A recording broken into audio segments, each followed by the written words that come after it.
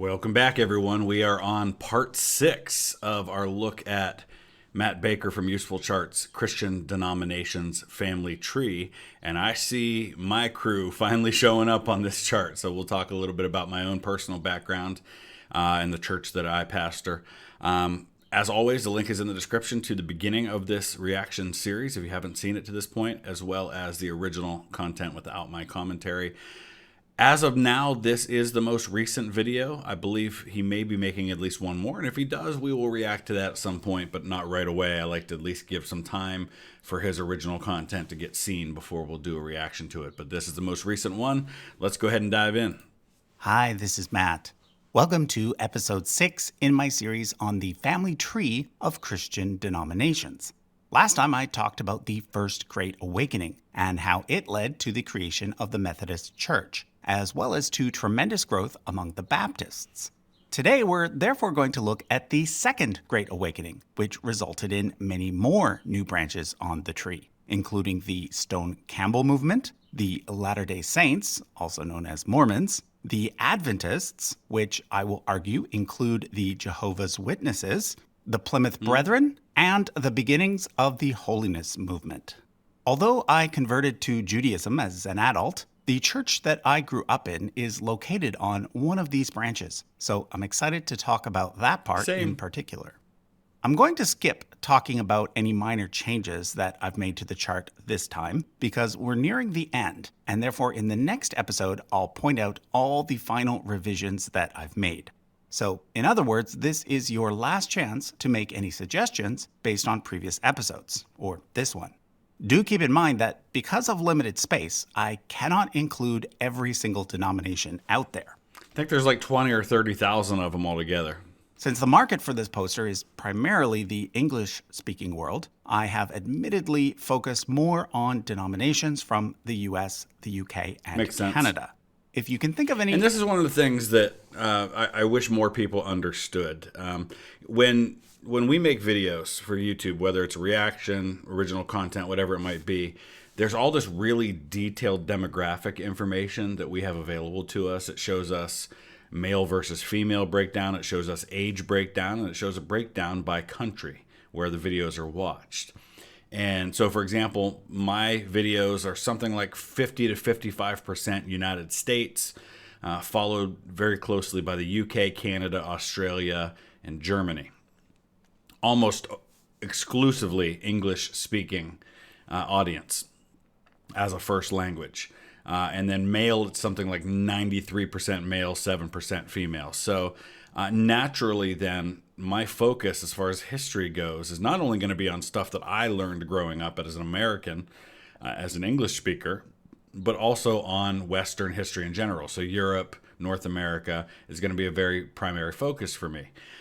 So a lot of people complain and say, how come you don't do more stuff about, say, China? Well, honestly, number one, I don't know much about the history of China. Number two, most of my audience is also from places that probably don't focus much on that. So while it's just as important historically than anything that happened in America or in Europe, it's not as important to the audience that is primarily watching these videos. Denomination that is missing and that comes from one of these countries and has at least 250,000 members, do point it out in the comments. And if there's any denomination from anywhere in the world that has at least 1 million members, I'll consider adding them too.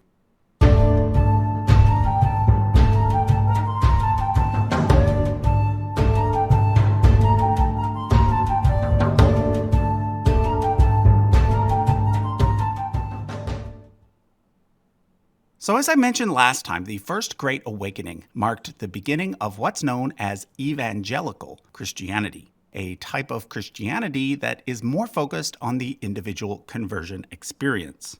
The Second Great Awakening occurred about 100 years later and continued along the same theme. However, the Second Great Awakening was different in a few key ways. First of all, whereas the First Great Awakening occurred in both the UK and the US, the Second Great Awakening was mostly limited to the US. Also, during the First Great Awakening, it was mostly existing Christians who were involved. People may have had a new conversion experience or even decided to switch denominations, but in most cases, they were Christians to begin with. In contrast, the Second Great Awakening saw many more non-Christians convert to Christianity for the very first time. And a big part of that is, I think in the Second Great Awakening, there's a much greater focus on evangelism, preaching the gospel, sharing it with people who aren't already responding to it. You also, I think at the time of the First Great Awakening, especially in Western countries, there are very few people who aren't raised in the church. And so you don't have a lot of what we would consider today to be non-Christians. There may have been people that didn't believe those things, but they were still probably active in their church. By the time of the Second Great Awakening, you get to the middle of the 1800s, there's much more of a secular movement in places like the United States. And so there's a much larger number of people who aren't connected to a church. But you also have things like the tent meetings and the revivals, as they call them today, things like that going on. And that was a big part of some of these movements that grow up out of this. And what you're going to see with these churches, these denominations that come out of the Second Great Awakening, is there's a big focus on, the church has lost its way and we are returning to what it was always supposed to be, that kind of thing. This is because by then, the world had changed. Whereas in the early 1700s, almost all American settlers were Christians, by the early 1800s... Take a shot. And yeah, somebody suggested that all the stuff we say as part of the VTH drinking game should go into a video. I'll have to do that at some point. This is just further evidence I haven't watched this video yet, because I never would have said that if I'd have known he was about to say the same thing. There were many who were not, mostly due to the spread of Enlightenment ideas.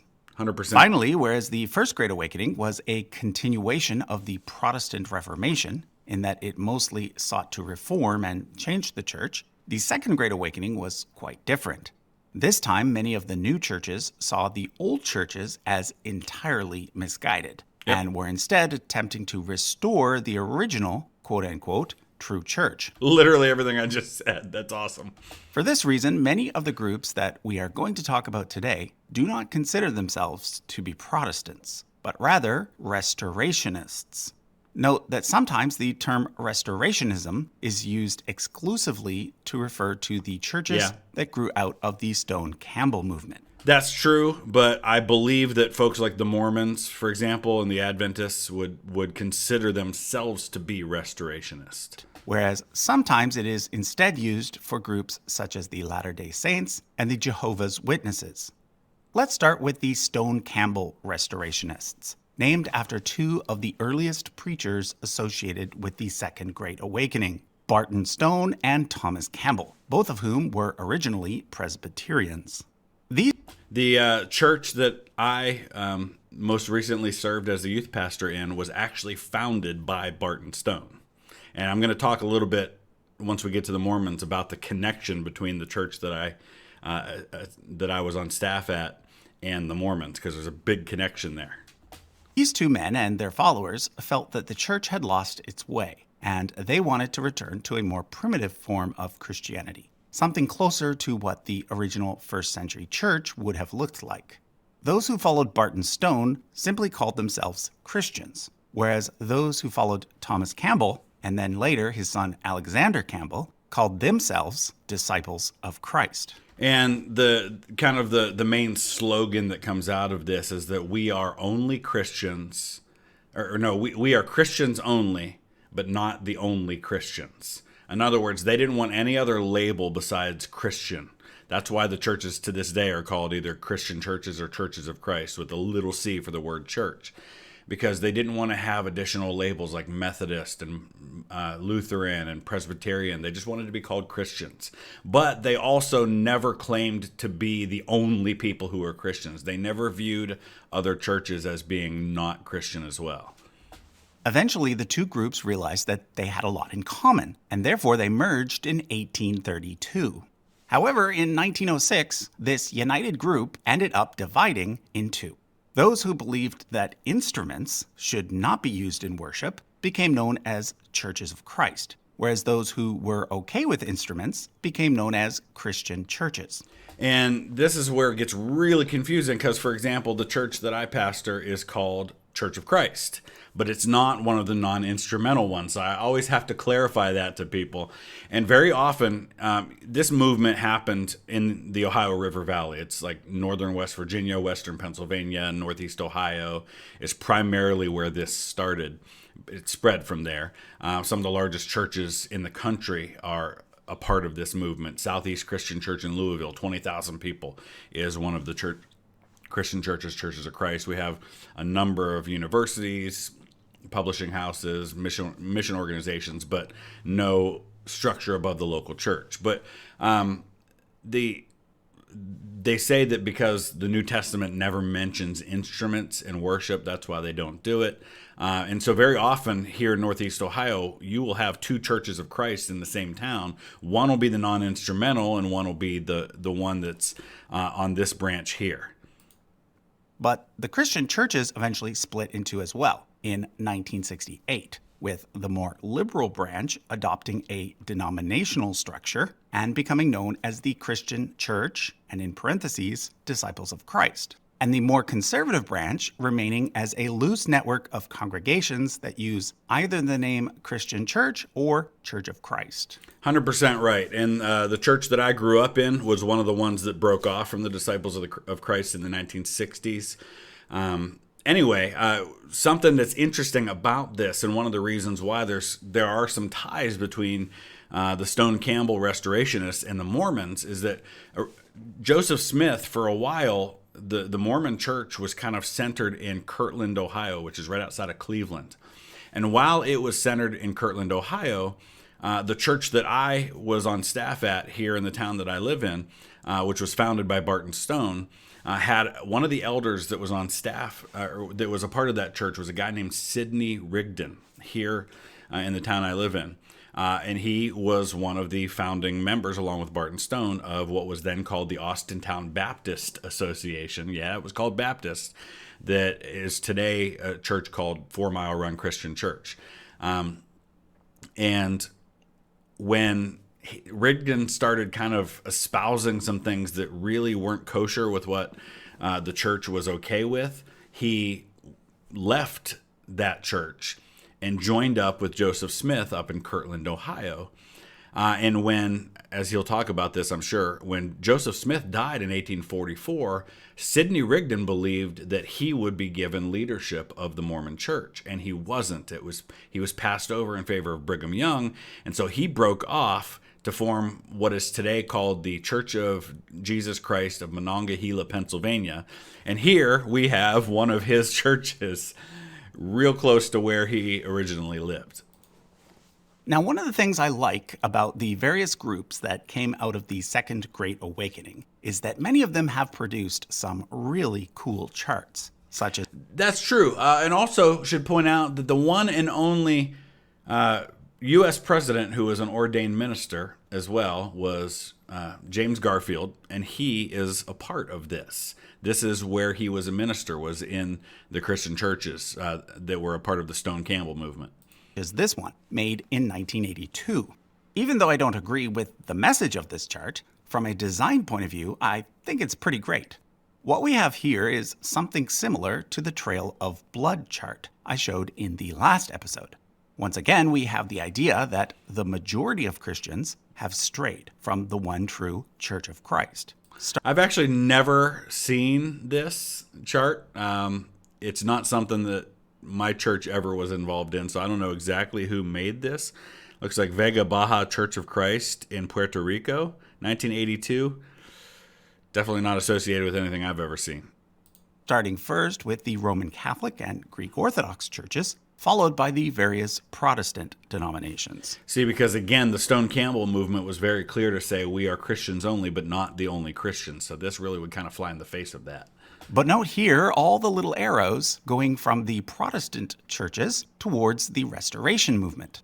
These represent the churches who were part of the original Stone Campbell movement. However, the person who made this chart is trying to make the point that even most of those churches have since fallen away as well, including the Disciples of Christ, the Christian Church, and a group that he calls the Sectarian Churches of Christ. Now, before I move on, since I now have the Disciples of Christ on the chart, I can finally point out the 7 churches that in the U.S. are considered to be the 7 mainline denominations. These are the Evangelical Lutheran Church in America, the Episcopal Church, the Presbyterian Church USA, the United Church of Christ, the United Methodist Church, the American Baptist Churches USA, and the Disciples of Christ. Mainline churches are kind of the opposite of evangelical churches. Generally speaking, mainline churches are older and more liturgical, meaning that they are more focused on carrying out the traditional elements of the weekly service and taking care of their existing members, rather than on going out and trying to convert others. And which is fascinating to me because, again, Christianity 101, the Great Commission, what's the last words recorded by Jesus before he ascends into heaven in the Gospels? Go into all the world, making disciples, preaching the gospel, making disciples of all nations. I mean, it's literally the Great Commission for a reason. Generally speaking, they are also considered more liberal in that they're more likely to see some parts of the Bible as being symbolic rather than literal. They also tend to be more concerned with social justice issues rather than questions about who is or is not going to heaven. And more concerned doesn't mean that others aren't concerned. It's just that, and again, these labels, while they're generally true, they're not going to describe, for example, every United Methodist church. They're not going to describe every Presbyterian church because there are different cultures in different parts of the country. Every congregation's a little bit different. I've been in very evangelical United Methodist churches, and I've been in very kind of liturgical, very liberal United Methodist churches, for example. So there's a great degree of variety even amongst these mainline churches. Finally, note that mainline doesn't mean the same thing as mainstream. The word mainstream is more broad, meaning dominant or conventional, whereas the term mainline comes from the fact that these 7 churches were the kind of churches that you would find in towns along the main railway line in early America. True. Okay, let's now move on to the next major group to come out of the Second Great Awakening, the Latter-day Saints, aka the Mormons. Now, it used to be that the main LDS denomination embraced the term Mormon and encouraged their own people to use it. However, in more recent years, they have actually reversed course, and they are now trying to distance themselves from that term, instead promoting the use of Latter-day Saints, or Now, some people are going to probably start to ask questions like, at what point do we not consider one of these denominations to really be Christian anymore? And I'm guessing he'll probably address that at some point, but I think, at least as far as what we've seen on this chart, the Mormons would be the first denomination to spring up in which we could ask that question. Are they so far from what is traditionally accepted as Christianity to be considered a completely different religion altogether that has elements of Christianity but is something entirely new? or LDS. Note that going forward, I'll be using both terms. Out of respect for their preference, I'll be using LDS whenever I talk about the main denomination, but Mormon for the movement as a whole, including its earliest followers. But before I jump into it, let me address the elephant in the room. Are Mormons Christians? Well, for my purposes here, that's the wrong question to ask. Since I am approaching this whole project from an academic perspective rather than a faith-based perspective, the only question that I'm interested in is, do they belong on this chart? To me, the answer to that is yes. Because if we want to go down the road of are, fill in the blank, Christians, we are going to run into a lot of problems. Because there are a lot of groups on this chart already who don't see other groups on this chart as being Christians. Yeah. For example, some Protestants don't see Catholics as being Christians, and some Catholics don't see Protestants as being Christians. There are even Baptists who don't see other Baptists as being Christians, and so on. We had, for example, when I was in southern Indiana, the first position I had in a church, we had, and I don't want to pick on any particular denomination, so I won't mention specifics or anything like that, but we had a pastor in town at one of the other churches who would go and visit the shut-ins from our church, the people who were in nursing homes, things like that, and tell them they were going to hell because the wrong words were spoken when they were baptized. So, yeah, absolutely, there are those who would look at other Christians and say, you're not really a Christian. However, I do want to say this. If I were to come up with a criteria for distinguishing mainstream Christianity from groups that are more on the fringe, I would use the definition of Nicene Christianity as my measuring stick. In episode 1, I pointed out that originally there were many different types of Christianity, but that eventually one particular type came to dominate, the type known as Nicene Christianity, based on what was decided at the Council of Nicaea in 325 CE. Up to now, pretty much every group that we have discussed, whether they be Catholic, Orthodox, or Protestant, have fit under the category of Nicene Christianity. Yeah, so great example of where, say, the Jehovah's Witnesses or the Mormons would stray from that Nicene Christianity is the subject of the eternal nature of Jesus. They would tell you that Jesus is a created being rather than being present at creation, as the Bible would say, and as almost everyone on this chart would say. So that would be a differing view from Nicene Christianity. At least traditionally. The only exception I can think of would be perhaps the Quakers, especially the more liberal streams. But now that we have reached the Mormons, this is no longer the case. The main LDS church is quite clearly non-Nicene when it comes to their theology. What this means is that they reject the traditional concept of the Trinity. Instead of seeing God the Father, Jesus the Son, and the Holy Spirit as being one, the LDS church sees them as being three distinct beings. So in order to highlight the various non-Nicene churches as they come up on this chart, I've decided to indicate them by placing them in this special area here. Okay, so I've already done a fairly lengthy video about the Book of Mormon, both from an internal perspective as well as from an external perspective. So I won't go into all the details again. Instead, I'll just review the basics. If you want to learn more, I'll leave a link to that previous video in the description. Basically, it all starts with a man named Joseph Smith, who claimed to have found, and miraculously translated, an ancient document called the Book of Mormon. LDS see this book as a third testament, equal in authority to the Old and New Testaments. It contains an account of how a group of Israelites traveled to the Americas over 2,000 years before Columbus. And I believe in the Mormon church that they believe the Garden of Eden was in Missouri, Jackson County, Missouri, I think. And then how Jesus visited the descendants of those people after he was crucified over in Judea. And the basis for that is a verse in the Bible where Jesus says there are other sheep who will hear my voice. And they believe that he was referring to appearing in the Americas after he came to earth in the first place. Remember, the United States was a very young country in the days of Joseph Smith. And the U.S. was on the other side of the world to the places where the events in the Bible took place. So you can see why a new set of scriptures that expanded the biblical story to include the Americas was very appealing.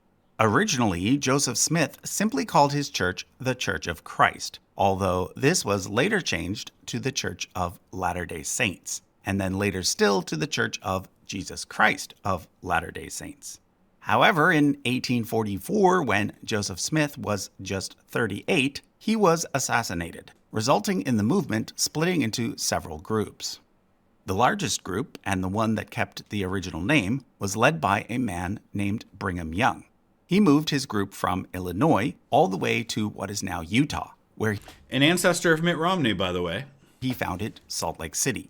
You can see from this map that today, most LDS are concentrated in this same area. Worldwide, the Church of Jesus Christ of Latter-day Saints has about 17 million members. The second largest Mormon group was originally called the RLDS, standing for Reorganized Latter-day Saints. And from 1860 to 1914, it was led by Joseph Smith's eldest son, Joseph Smith III. However, in 2001, it changed its name to the Community of Christ. It differs from the main LDS church in that A, it is actually quite liberal, and B, its theology is Nicene. The final Mormon church I want to point out is quite the opposite. It is the FLDS, which stands for Fundamentalist Latter-day Saints. Originally, the main LDS church was known for practicing polygamy, which allows one man to have many wives. Although the main LDS church put an end to this practice in 1890, the FLDS, which is a splinter group, formally established in 1984, continues to practice polygamy in a very extreme fashion, which is why its current leader is now in prison. Okay, let's now talk about the Adventists. I grew up in the Worldwide Church of God, which is located on this branch of the tree, so I've been looking forward to covering this section. The word Advent refers to the arrival of someone or something, which... Yeah, most often you hear the word Advent in connection with Christmas, right? The time leading up to Christmas is like that expectation of the arrival of Christ, his advent. Is why you'll often hear it used around Christmas time. Christmas being a celebration of the advent or arrival of Jesus. Take a drink. However, the Adventists do not get their name because they are focused on the original arrival of Jesus. They get their name because they are focused on the second arrival of Jesus. Or, in other words, on looking forward to his return. And this is, I'm not saying one way or another that these churches are cults or anything like that, but somebody asked me a couple episodes ago, how do you determine if something is a cult in your book? And honestly, one of the ways in which, or two things specifically, and you'll see that in some of these branches here, is number one, a very strong focus on the leader of that movement. So, for example, Jim Jones down in Guyana, where he had those 900 and some people drink Kool-Aid and kill themselves, they basically revered him to the point where they would do anything he told them to do. That's definitely one aspect of a cult. Another one is this doomsday kind of end times theology that's all about the end of the world is upon us and we have to prepare for it. We need to separate ourselves from everyone else, or we need to kill ourselves now. There was a group a while back that I think Marshall Applewhite was the guy's name that led them, and they believed that this comet that appeared, that there was a spaceship in the tail of the comet and they needed to kill themselves so that they could go up there to be with them. Those are the kinds of things you see. The movement began with a man named William Miller, who taught that Jesus was going to return in the year 1843. There you go. Although this was later revised to 1844. He came up with this date based on several sets of numbers from the Bible, most of which were taken from the book of Daniel. Let me share with you just a few of them.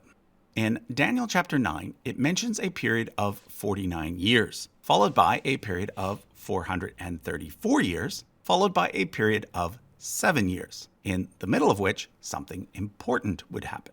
Miller interpreted the start of each period as the date when a decree was made for the Jewish temple to be rebuilt, which he calculated to be 457 BCE, the date when it was finished, 408 BCE, and the date when Jesus began his ministry, 27 CE. Halfway through that... Now that's all pretty accurate. I would agree with those numbers. That final period, Jesus was crucified, so it all seemed to fit. Then there's a verse in Daniel chapter 8 that mentions a period... Not sure if I would agree with the last 7 years, but... ...period of 2,300 years. Miller once again started with 457 BCE and used it to argue that 1844 was therefore the year when Jesus would return. Now, there were some other calculations involved as well, but this gives you the basic idea. The important thing is that during the late 1830s and early 1840s, a bunch of people in America started to get really excited, thinking that the world was actually about to end. And why is this dangerous? Because your life is going to radically change if you believe that, hey, 2 years from now, I'm not going to be here. So you stop worrying about things that are going to be 2 years from now. You stop worrying about taking care of the farm and earning a living, and you might start selling everything and giving it away. And then when it doesn't happen, you've screwed yourself. But obviously, in 1844, the world did not end. This led to what's been called the Great Disappointment. At this point, most of Miller's followers simply left the movement, but others stayed and tried to work out some sort of explanation for why Jesus hadn't returned. Those who stayed eventually fell into two main camps. On one side, there were those who felt that Miller had simply gotten his date wrong. They therefore came up with a new date, and then another new date, and so on, with many eventually falling back on a position of, he's coming soon, but we don't know exactly when. On the other side, there were those who felt that Miller had been right, in a sense, and that He came, we just didn't know it. Jesus did sort of come back in 1844, but just not quite as expected. I'll come back to that idea in a moment, but first I want to mention something else that some Adventists became known for, and that is Sabbatarianism, which is the practice of meeting on Saturday, like Jews, instead of on Sunday, like most Christians. So, why the change from Saturday to Sunday? Well, traditionally, Jesus rose from the dead on Sunday, on the first day of the week, it says in the Gospels. And so Christians began to make their main day of worship what it was called the Lord's Day, Sunday. But it's never meant to be the Sabbath. The Sabbath was always Saturday. Note that the Seventh-day Adventists use the term seventh day rather than Saturday, because technically the seventh day starts on Friday at sundown. Right. That's how the Jews view it. And by the way, and this is a topic for another day that I don't want to get into an argument about, but traditionally Christians celebrate Good Friday as the day Jesus was crucified. Almost certainly did not happen on a Friday, probably a Wednesday or a Thursday. There were two Sabbaths that week. And everybody believes that the Sabbath began at sundown on the day Jesus was crucified, therefore he must have been crucified on a Friday. But no, it was the special Sabbath that he died before. So it's probably Wednesday or Thursday. The idea to observe the Sabbath was actually inherited from a very small group of Baptists, known as the Seventh-day Baptists, who had been meeting on Saturday since the 1600s. But not all Adventists are Seventh-day Adventists. There is also a small group of First-day Adventists, known as the Advent Christian Church. Yay, I get to mention my family and make you take another drink. A lot of my ancestors are buried outside of Milesburg, Pennsylvania, in an Advent cemetery. I believe it's one of these Advent Christian churches. And then there's the Jehovah's Witnesses, a very well-known group with around 8 million members worldwide. While they don't see themselves as being Adventists, I would argue that they do belong to this part of the tree. Originally known simply as Bible students, they were founded by Charles Russell, who taught that 1914 was the year that the world would end. Once again, the world... When you think about it, not a bad guess, right? I mean, World War I breaks out in 1914. There had to have been a lot of people who thought he was right when that started. Did not actually end in that year. But to this day, the Jehovah's Witnesses believe that 1914 marked the beginning of the quote-unquote last days. Like the Mormons, their theology is non-Nicene. And in this case, it's quite similar to a very old type of Christianity called Arianism, which was mentioned in episode 1. Basically, they believe that Jesus was created by God, rather than being co-eternal with him. They also prefer to call God Jehovah, because they believe that that's how these 4 letters should be pronounced. Note that they're probably wrong, though, as most scholars believe that they should be pronounced closer to this. Yep.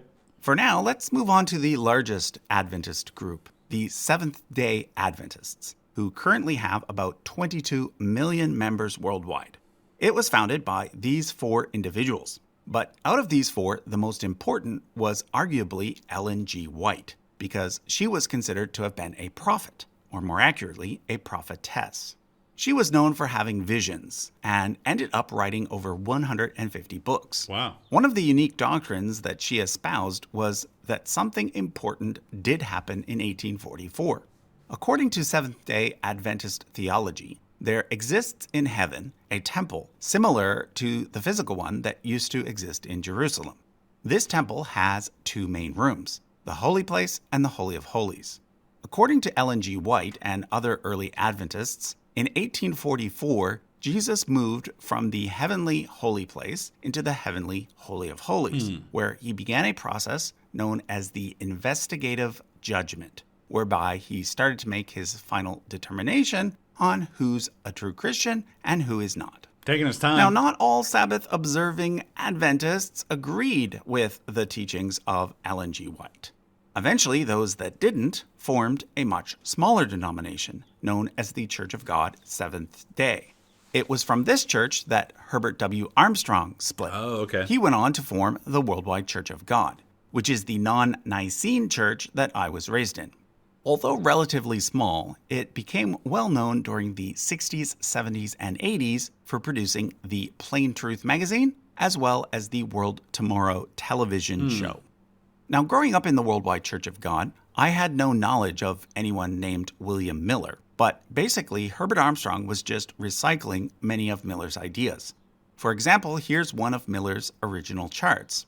My church talked about a lot of the same things, stuff taken from Daniel and Revelation. It just used updated images. The one unique thing that Armstrong added to the mix was British Israelism, a topic that I've discussed in a previous video. Again, I'll leave a link to that in the description. And there's a little bit of that. And listen, admittedly, I don't understand completely, for example, Mormon theology and their whole background. I know some of the basics, but I believe there's an element of this in Mormonism as well, in the Latter-day Saints, as far as tribes of Israel that came to America rather than to Britain. However, in the mid-90s, something interesting happened within the Worldwide Church of God. It gave up all of its non-mainstream ideas and embraced Nicene Christianity instead. And it eventually changed its name to Grace Communion International, which is what it's known by today. Of course, lots of members didn't agree with these changes, so a good chunk of them formed a new church called the United Church of God, which is basically the same as the old Worldwide Church of God. Now, before I move on, a quick note about my personal journey, because I get asked about it a lot. After having grown up in the Worldwide Church of God, and having been in that church during the time of its doctrinal changes, I ended up attending an Assemblies of God church, as well as an Anglican church, while living overseas. Dude, that is quite the spread there, right? Going from a non-Nicene church to a Pentecostal, or somebody, and we talked about this a little bit yesterday when he mentioned Pentecostal, and I think he's going to get that maybe in the next episode. Maybe Pentecostal is not the right word. And the word Pentecost, for those who maybe don't have a church background, Pentecost was a Jewish feast or holiday or something that was 7 weeks after Passover. So like 49, 50 days, Pentecost. And it was on the day of Pentecost, according to the Gospels, or not the Gospels, but the book of Acts, that the Holy Spirit was sent to the disciples who were gathered in the upper room. And it says that flames of fire appeared above their heads, and they started speaking in other languages. And because it was Pentecost, there were people from all over the Roman world who had come to Jerusalem who spoke different languages. And they are commenting, and they're saying, how is it that all of us hear the gospel being proclaimed in our own language? And so that idea of the focus on the Holy Spirit indwelling you and being able to speak other languages, or some people now use the term speaking in tongues to mean not other languages, but like almost like a heavenly language or a language between you and God. So a lot of churches who focus on the charismatic experience, the Holy Spirit, speaking in tongues, get lumped in as Pentecostal for that reason. But charismatic is probably a better description. But then, while working on my PhD thesis about atheists, I myself became an atheist, or more of an agnostic, actually. Then I married my wife, who is Jewish. A few years later, I started to become interested in Judaism, after learning that it was actually quite different from what I thought it was. In particular, I liked how it encouraged doubt and questioning, at the same time as maintaining a basic faith in God. There was also the fact that I was already familiar with many Jewish customs, because the Worldwide Church of God had integrated many of those into its belief system. So overall, it seemed a good fit. After a year of study, which is required for all Jewish converts, I converted. So nowadays, I am a Jew. Although, because I attended several different Christian churches in the past and have an undergraduate degree in Christian theology, plus a PhD in religious studies, I'm still able to teach about Christianity from an academic perspective, like I'm doing in this series. Okay, one last thing about the Adventist branch. I want to point out these guys here, the Branch Davidians. Although a very small group, they are well known because in 1993, Waco. their leader, David Koresh, had a standoff with the FBI. And so again, what are those two things I talked about earlier that often are descriptive of cults? A huge focus on a leader who very often claims to be divine or a second coming of Jesus, like he did, and a huge focus on the end of time, and we have to prepare for that. That's exactly what happens at Waco. In Waco, Texas, that ended in the deaths of 86 people, including Koresh, 47 of his adult followers, 28 children, and 4 law enforcement officers. I was in high school when this happened. Just a horrible, horrible thing that happened to these people.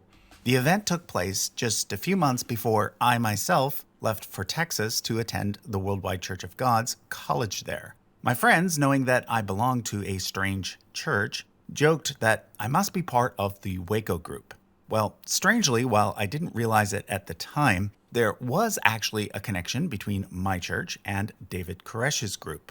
Both traced their roots back to William Miller. The Branch Davidians are actually a branch that split off from the Davidians, who themselves split off from the Seventh-day Adventists. Also known as the Shepherd's Rod, the Davidians are not well known. But luckily, Joshua over at Ready to Harvest has done a video today all about them. So after you finish this video, be sure to head over there and check that out. Okay, so there's one more branch that I want to talk about before I go. That's the Plymouth Brethren. Not familiar who with are them. different from the Anabaptist Brethren that I mentioned in episode 4. They originated in the UK as a split from Anglicanism, but ended up influencing American Christianity in a major way, even though they themselves remained a relatively small, unstructured group. This is because it was the founder of the Exclusive Brethren, John Nelson Darby, who became the father of dispensationalism. Dispensationalism is a theological framework that spread throughout American Christianity in the early 1900s and remains popular in many churches today, especially among the Baptists and Pentecostals. One of my all-time favorite chart makers is the Baptist dispensationalist Clarence Larkin. He made hundreds of hand-drawn charts like this one, which remind me a lot of what I was taught during my childhood. But it's this one that I want to take a closer look at because it nicely sums up what dispensationalism is all about. Basically, the idea is that human history can be divided into 6 dispensations, with one more to come. A dispensation being a kind of legal structure. So first, there was innocence, which is what Adam and Eve lived under. This was followed by personal conscience, which lasted up until the flood. Then there's human government up to Abraham, a family-based dispensation during the patriarchal period, and then the law, from Moses to Jesus. According to dispensationalists, we are currently living under the church-based dispensation. But soon, Jesus will return, ushering in the final dispensation, in which the world will be recreated as God intended it to be.